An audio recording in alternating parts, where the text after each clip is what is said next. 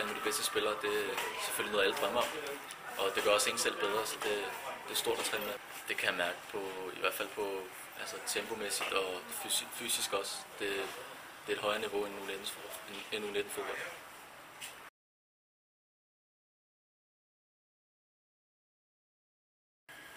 Der ser jeg mig selv i Brøndby. Helst være selvfølgelig Superliga-topscorer.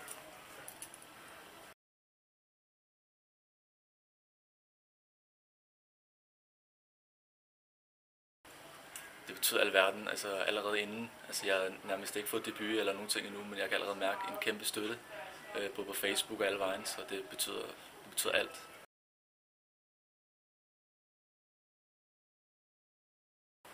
Det var at blive Danmarksmester 2 år i træk med U17.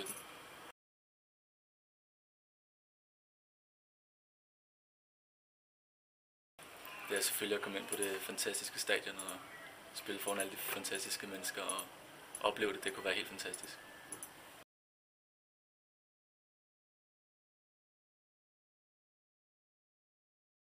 Jeg har været skadet i 4 måneder, men jeg synes, jeg er kommet godt tilbage og har scoret nogle gode mål, og synes, jeg præsterer rigtig godt for tiden, så det går godt.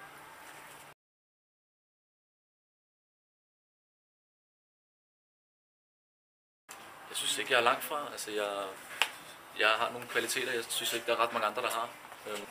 Jamen, jeg er god til at løbe dybt og har en hurtighed, som ikke så mange andre har, og så kan jeg også score mål, så det synes jeg.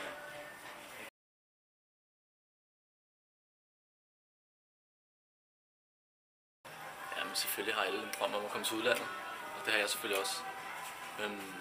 Helst måske spansk fodbold ligger godt til mig, tror jeg.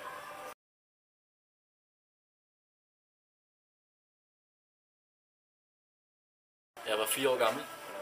Der startede jeg op i BK Frem, som er tæt på, hvor jeg bor, og så skiftede jeg så til KB, som så ikke var en stor succes, synes jeg. Så røg jeg så herud, og det er jeg utrolig glad for.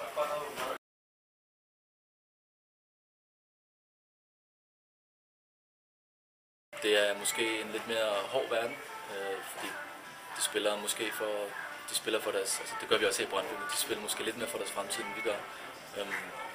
Så det er måske en lidt mere hård og kynisk verden i udlandet.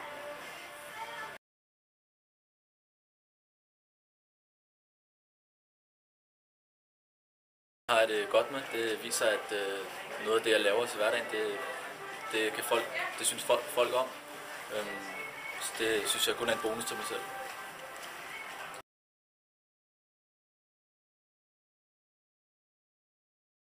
Det må være Risa, som jeg synes er helt fantastisk til at have utrolig hurtigt og både god offensivt og defensivt. Ham tror jeg kan nå langt.